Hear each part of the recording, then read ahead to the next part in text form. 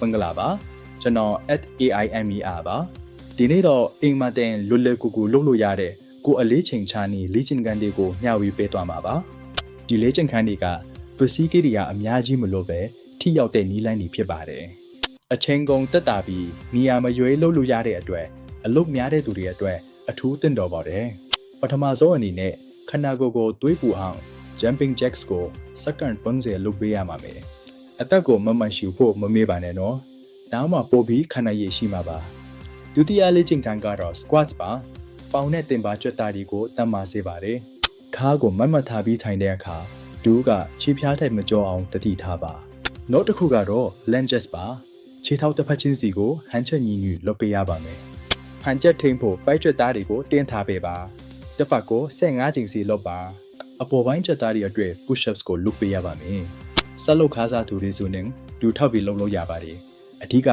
ပုံစံမှန်ဖို့ပါပဲအခုဆိုရင် plan လုပ်ပါမယ်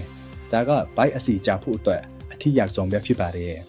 စက္ကန့်30ကနေစပြီးတဖြည်းဖြည်းတိုးလုပ်သွားပါခန္ဓာကိုယ်ကိုမြင်းထောင်းတိုင်းထားပါတော်ကြပါပဲတော့ရောက်သွားပြီနော်ဆက်စူးစမ်းကြရအောင်နှလုံးခုန်လုံးမြန်စေဖို့ mountain climbers ကိုတော်တော်လေးလွတ်ဖေးပါအပင်ပန်းဆုံးနဲ့အထီးရောက်ဆုံးဖြစ်တဲ့ burpees ကိုရောက်လာပါပြီ30ချိန်လုပ်ကြည့်ပါဒါကသူကိုယ်လုံးကအစီဒီကိုလောင်ကျွမ်းစေမှာအမှန်ပါပဲလေ့ကျင့်ခန်းလုပ်နေတဲ့တွင်ရေကိုနည်းနည်းချင်းစီတောက်ပေးဖို့မမေ့ပါနဲ့အခု high knees လုပ်ပါမယ်ဒူးကိုရင်ဘတ်အထိမြင်ဖို့ကြိုးစားပါနောက်ဆုံးလေ့ကျင့်ခန်းကတော့ glute bridges ပါတင်ပါနဲ့ခါးကသားတွေတော့ပါအခုဆိုရင်လေ့ကျင့်ခန်းတွေပြီးပါပြီကြွက်သားတွေပြည်တော့အောင်ကိုတောင်လုပ်ကြပါမယ်ခန္ဓာကိုယ်ကိုဖြည်းဖြည်းချင်းဆန့်ထုတ်ပေးပါဒါမှနောက်နေ့မှာနာကျင်တာတတ်တာမှာပါဒီလေ့ကျင့်ခန်းတွေကိုတပတ်3ချိန်ကနေ5ချိန်အထိပုံမှန်လုပ်ပေးဖို့လိုအပ်ပါတယ်